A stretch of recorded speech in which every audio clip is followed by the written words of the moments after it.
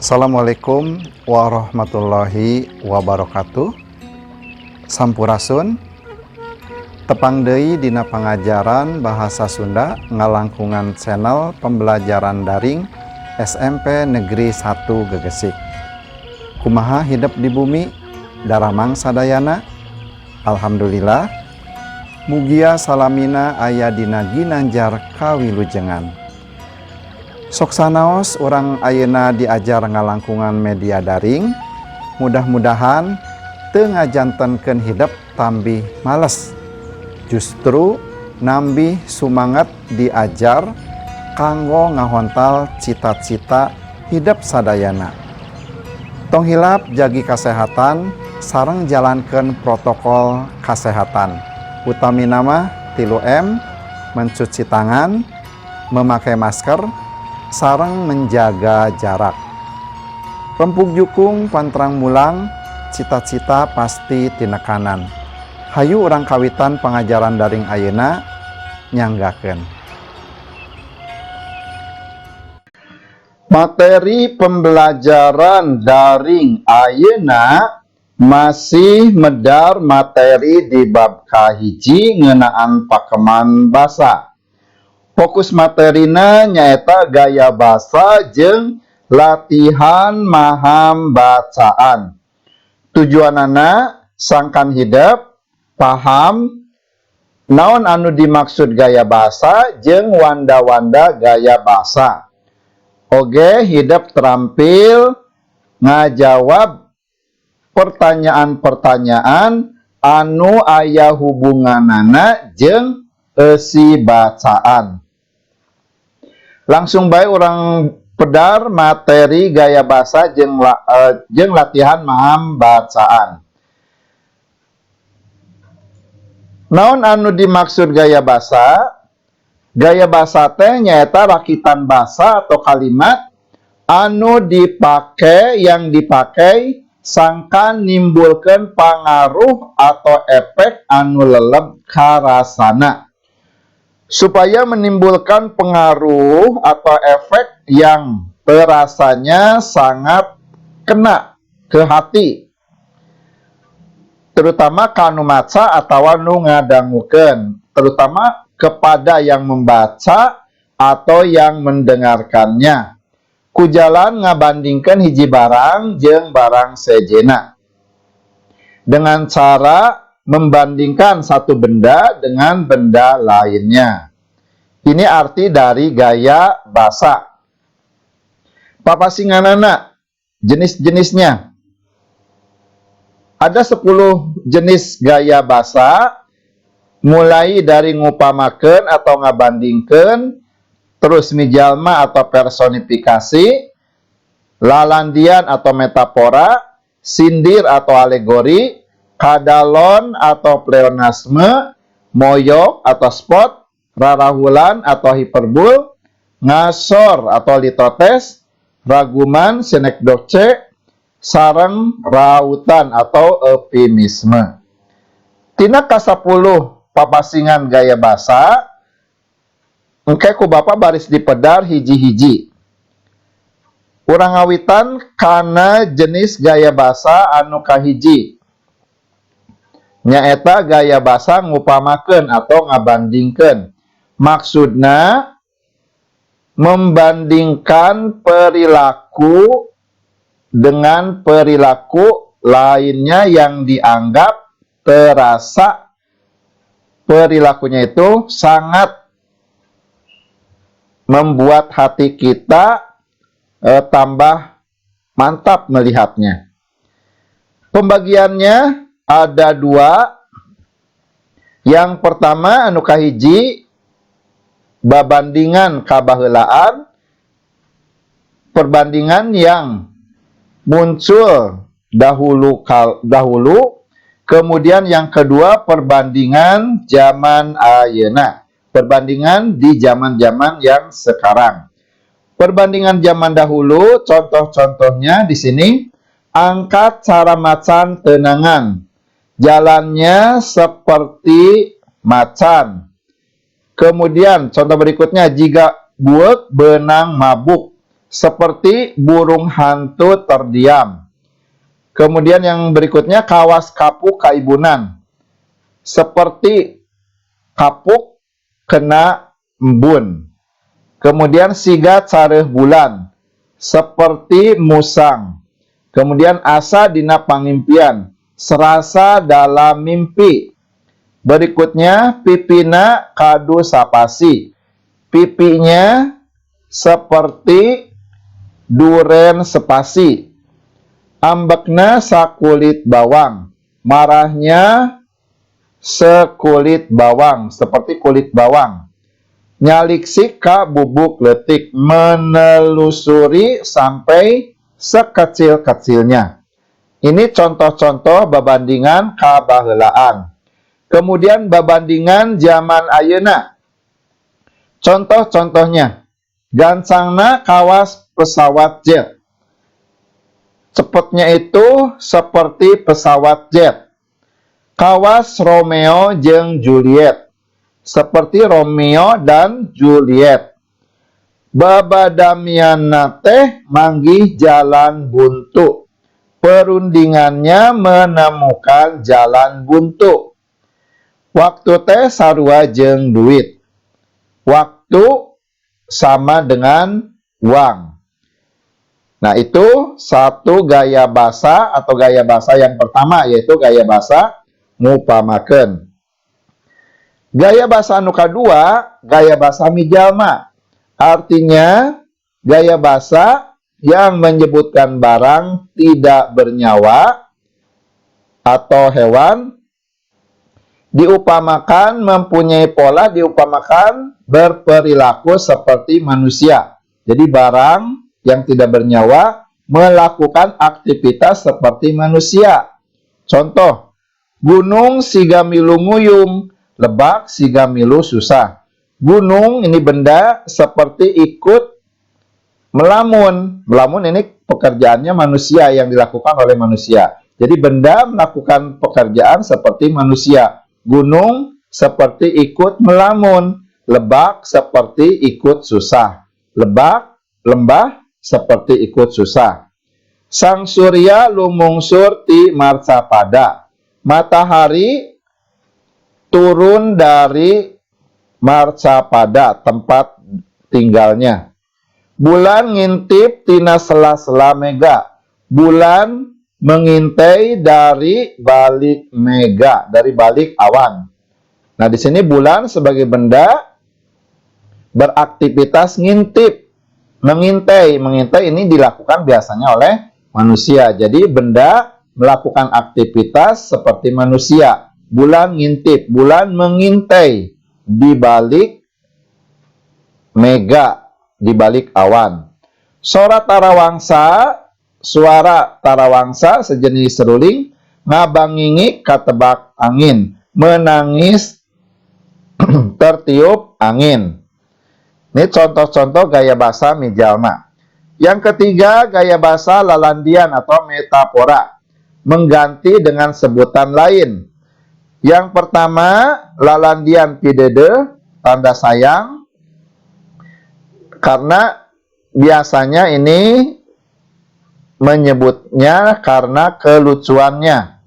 Yang kedua, ocon atau ngalandi pikeun ngaheureyan.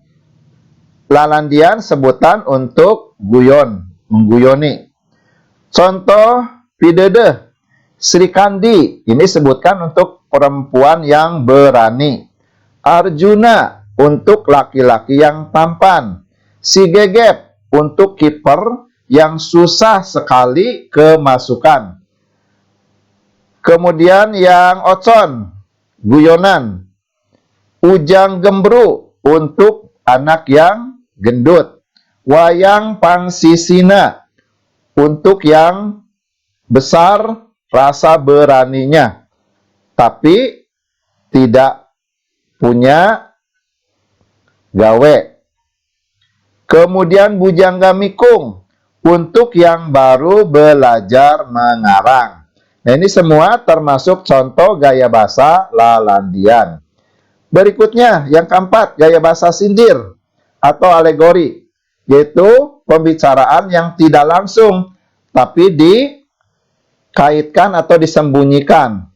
Contoh, langkung sae nu ieu kanggo ece mah nu kayas pikawayeun teh. Maksudnya si ece ini jangan memakai baju potongan itu. Bajunya tapi harus yang potongan berwarna kayas. Kemudian yang kedua, da abdi mah caca sanes pangagung sapertos panjenengan atos we damai. Saya sih rakyat kecil, bukan pemegang jabatan seperti sampean, seperti kamu.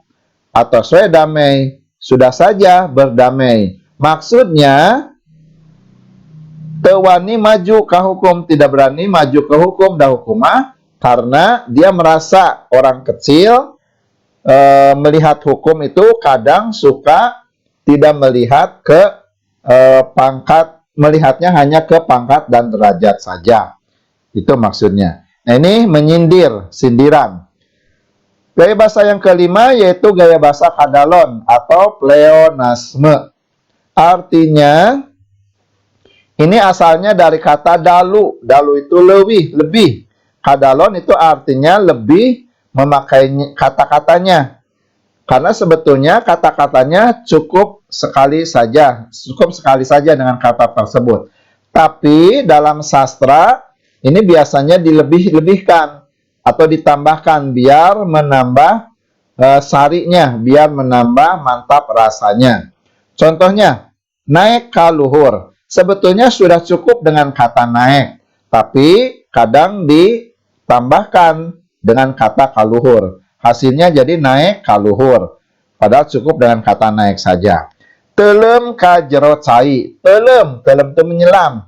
Ka jero cai ke dalam air. Yang namanya menyelam tentunya sudah pasti akan ke dalam air. Jadi sudah cukup dengan kata telem. Tidak usah ditambah ka jero cai. Tapi di sini menggunakan gaya bahasa pleonasme atau kadalon. Ditambahkan kata kacai untuk memantapkan artinya. Ningali kupanon, melihat dengan mata. Melihat di sini pasti akan dengan mata. Jadi cukup dengan melihat saja ningali. Tidak usah dikasih kata kupanon. Tapi tujuannya untuk memantapkan arti, makanya di sini ditambah kupanon.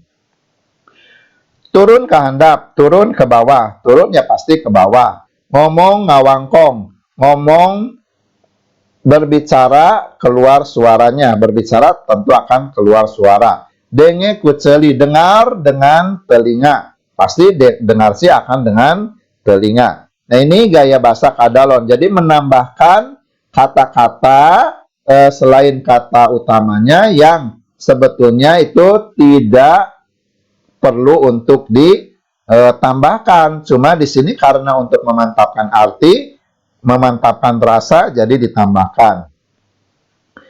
Itu gaya bahasa yang kelima, yaitu gaya bahasa kadalon atau pleonasme. Berikutnya gaya bahasa moyok atau spot, yaitu nyawat, nyempat, nyepet, atau ngawada tapi teu kasar. Menyindir tapi tidak dengan kasar, ya. Tuh, di sini terbagi jadi 3. Ngomong dua atau ironi, kemudian mepeh lemes atau sarkasme, kemudian ngomong seket atau sinis.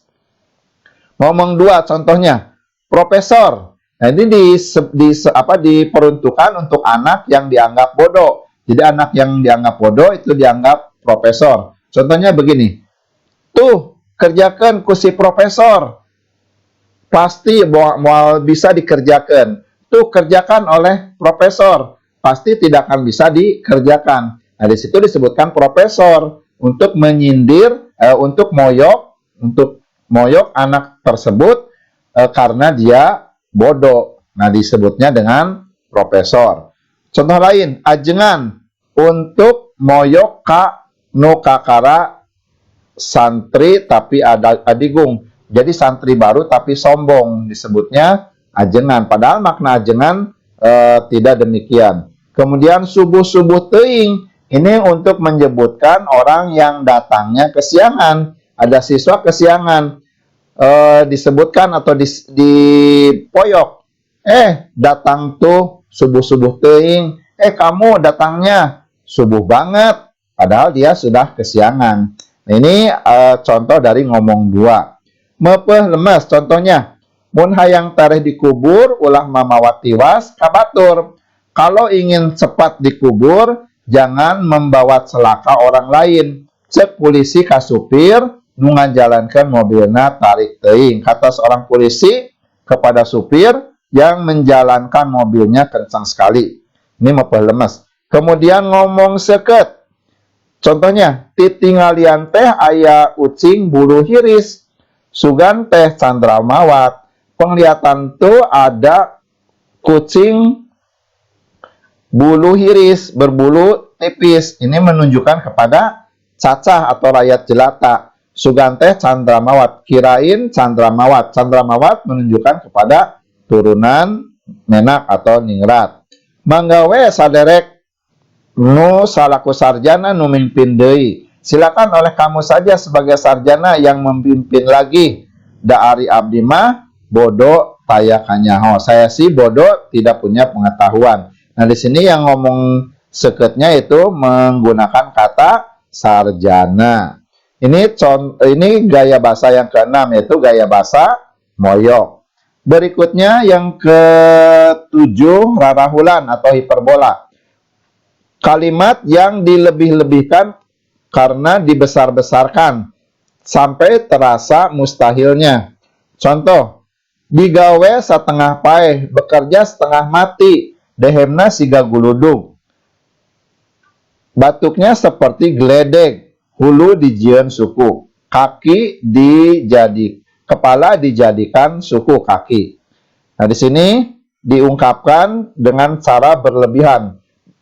Bekerja sampai setengah mati. Bisa tidak bekerja sampai setengah mati? Itu pertanyaannya kan tidak bisa. Kemudian batuknya seperti geledek. Ada nggak batuk yang seperti geledek? Kan tidak mungkin.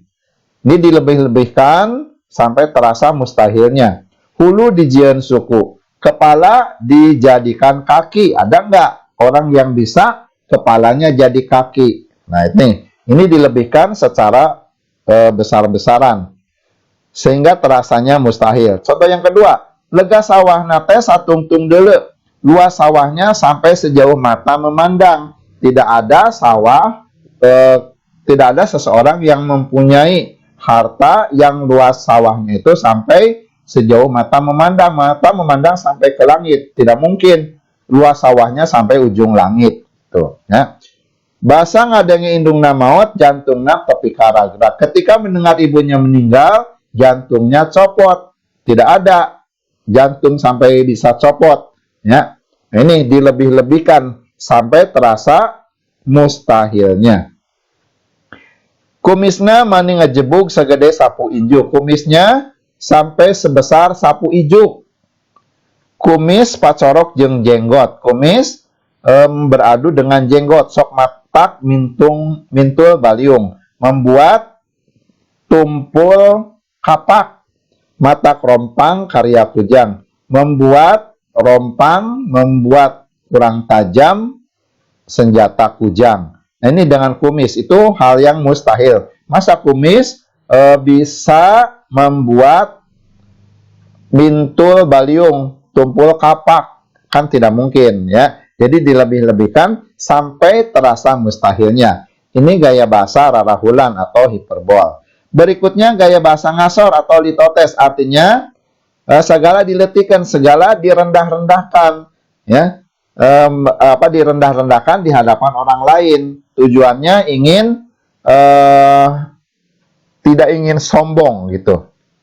Contoh, tuang ge karo uyah makan tuh hanya dengan garam, taya nanaon, tidak ada apa-apa. Padahal di situ banyak lawuh-lawuhnya, tapi disebutkan makan hanya dengan garam. Salik heula ka saung butut, mampir dulu ke saung butut. Saung butut, saung jelek. Padahal rumahnya bagus, tapi disebutkannya saung butut. Kemudian hatur lumayan, sasireun sabeunyereun. Mangga lumayan, hanya beunyer, beras kecil-kecil, ya.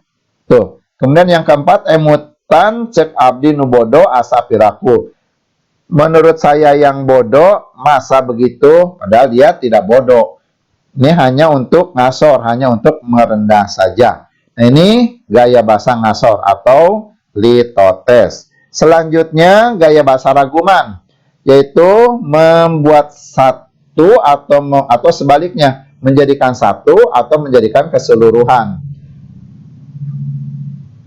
Pembagiannya ada dua, ada hurunan totem proparte, ada tunggalan atau pas prototo. Jadi ada totem proparte, ada pas prototo. Yang termasuk totem proparte atau hurunan, di sini disebutkan keseluruhannya, padahal kenyataannya maksudnya hanya satu atau sebagian. Contoh, saute geus arasak dina tangkalna.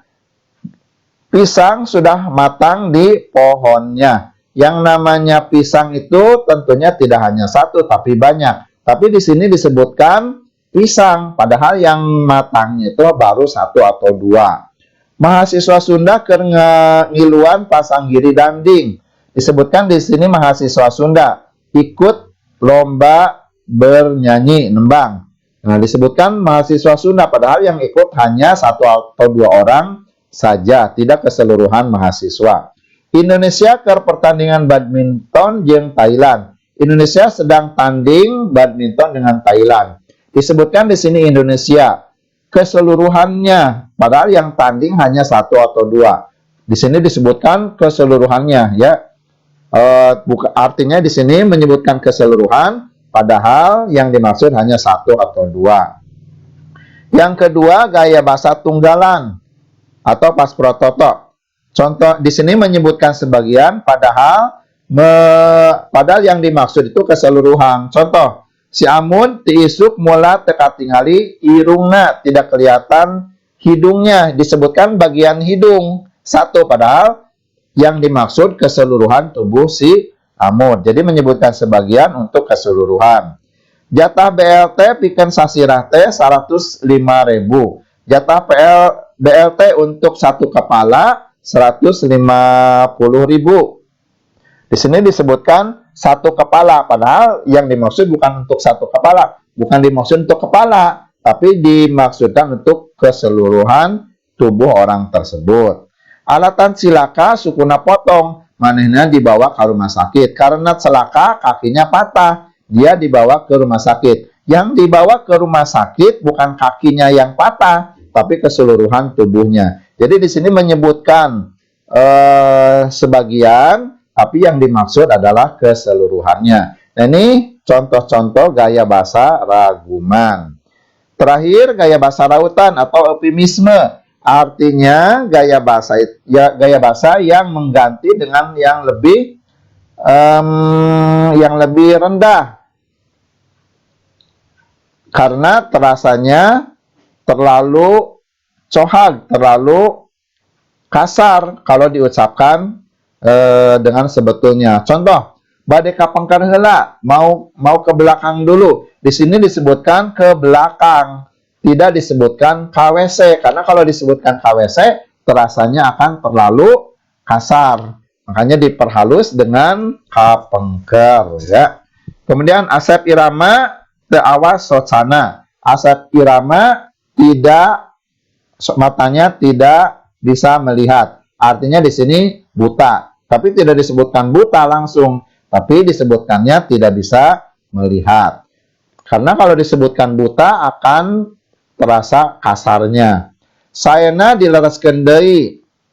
Kalau ada yang salah, tidak diomong salah, tapi diomongnya lebih baik dibetulkan lagi. Nah, ini menggunakan gaya bahasa rautan. Sareng anjeunna mah nyarios teh kedah rada tarik, margi anjeunna kirang ngadangu. Kirang ngadangu, kurang dengar. Maksudnya dia tuli, tapi tidak disebutkan tuli atau torek. Diperhalus jadi kirang ngadangu. Nah, ini gaya bahasa rautan. Itulah 10 contoh-contoh. Itulah 10 jenis gaya bahasa dengan contoh-contohnya. Selanjutnya di LKS ada beberapa latihan yang harus kalian kerjakan, mulai dari latihan 1 halaman 5, memahami isi bacaan. Yang harus diperhatikan adalah kata kuncinya. Contoh, naon arti anu disebut serentaun? Apa yang dimaksud serentaun? Nah, kata kuncinya di sini serentaun. Jadi serentaun diartikan serentaunnya eta, nah tinggal cari di bacaannya. Naon tujuan dilaksanakeunana serentaun? Kata kuncinya tujuan. Jadi jawabnya nanti serentaun mibanda tujuan bla bla bla.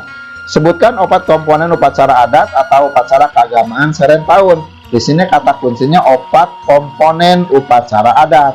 Nah, cari di bacaannya yang ada 4 komponen upacara adat keagamaan ngawengku 4 komponen apa saja.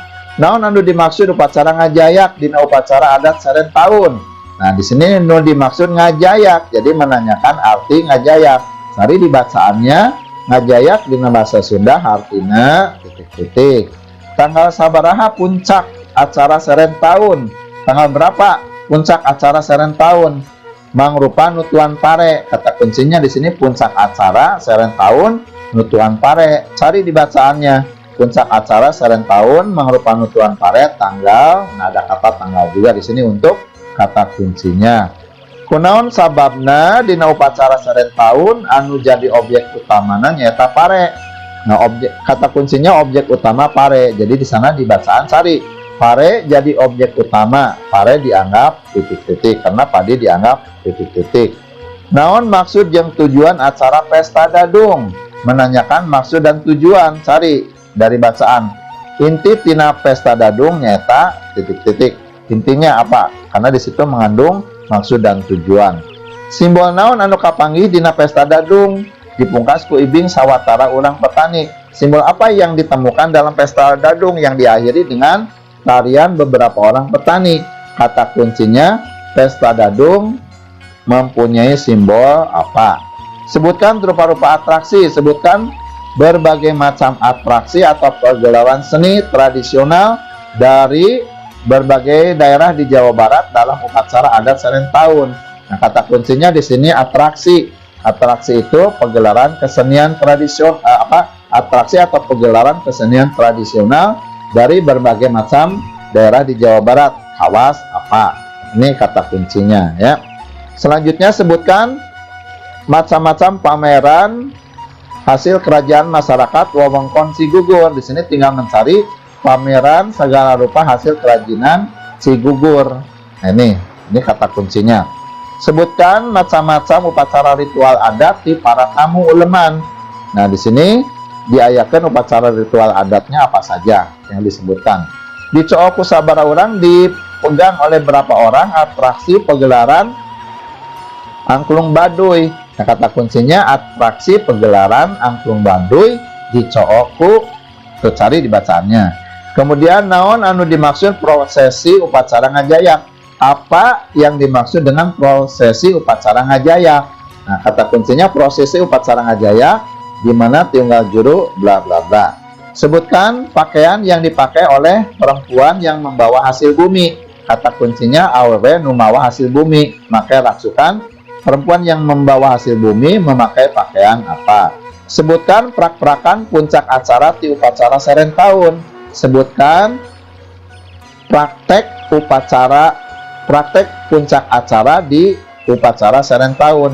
Nah, di sini kata kuncinya puncak acara serentaun dieusian ku apa. Nah, ini untuk bacaan upacara adat serentaun. Bacaan yang kedua yang harus dikerjakan yaitu latihan 2 halaman 8. Ada 7 pertanyaan. Naon anu disebut kebudayaan? Apa arti kebudayaan? Cari di bacaannya. Secara jembar kabudayaan teh nyata bla bla bla. Kumaha sejarah? Bagaimana sejarah upacara adat mapag tilu panganten? Bagaimana sejarahnya upacara mapag tilu panganten tuh? Sejarah upacara adat mapag tilu panganten bla bla bla. Tuh ya. Jadi intinya tinggal cari kata kunci yang ada di sini, cari di bacaannya. Tuh. Tuh untuk upacara adat ritus tiwu panganten. Selanjutnya untuk gaya bahasa juga ada latihannya di sini. Ada beberapa pertanyaan. Tulis anu disebut gaya bahasa ini menanyakan artinya.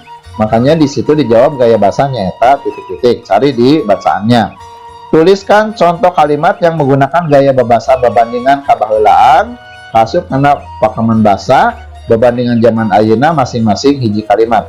Nah, di situ tinggal menulis contoh kalimat berbandingan kabaheulaan satu kalimat, berbandingan zaman ayeuna satu kalimat. Nomor 3, apa yang dimaksud gaya bahasa lalandian atau metafora? Beri contohnya. Cari arti gaya bahasa lalandian, contohnya satu kalimat. Nomor 4, di sini cukup jelas. Nah, kalimat ini termasuk contoh gaya bahasa apa? Kalimat yang langkung saya nu ieu kanggo ece mah nu kaya spikawayaeun teh. Ini termasuk contoh gaya bahasa apa? 5. Tuliskan contoh kalimat yang menggunakan gaya bahasa ngomong dua atau ironi, kemudian mepeuh lemas atau sarkasme. Cari satu kalimat contohnya. Naon anu dimaksud gaya bahasa kadalon atau pleonasme? Apa arti gaya bahasa kadalon atau pleonasme? 7. Apa yang dimaksud gaya bahasa rarahulan? Apa arti gaya bahasa rarahulan? Kemudian 8, tuliskan contoh kalimat yang menggunakan gaya bahasa ngasor. Tinggal dituliskan contohnya gaya bahasa ngasor. 9, naon anu dimaksud gaya bahasa raguman? Apa arti gaya bahasa raguman? Cari artinya. Kemudian 10, tuliskan contoh kalimat yang menggunakan gaya bahasa rautan. Satu contoh kalimat rautan atau eufemisme. Nah, ini materi untuk pengajaran kedua. Catatan di sini, ingat latihan di LKS yang harus dikerjakan tuh semuanya ada beberapa latihan 1, 2, 3, 4, 7 dan ulangan harian 1. Latihan 5 dan 6 tidak perlu dikerjakan. Kemudian untuk link soal YouTube yang harus dikerjakan ada 2 link. Minggu kemarin alamat linknya ini http://coms bla bla bla. Kemudian link kedua nanti Bapak informasikan di video di pembelajarannya nanti di video berikutnya atau nanti diinformasikan lebih lanjut. Itu saja yang bisa disampaikan. Terima kasih atas segala perhatiannya. Tetap semangat. Assalamualaikum warahmatullahi wabarakatuh. Alhamdulillah teu karaos materi anu kedah didugikeun ka hidep parantos rengse sadayana. Sate acan dipungkas ulah hilap hidep kedah midamel latihan tina link soal YouTube sareng latihan nu aya dina LKS. Emut utek bakal tambih cerdas upami sering diasah ku cara midamel latihan-latihan soal. Mugia ieu teu ngajantenkeun hidep tambih males tapi tambih semangat. Cag hatur nuhun. Wassalamualaikum warahmatullahi wabarakatuh.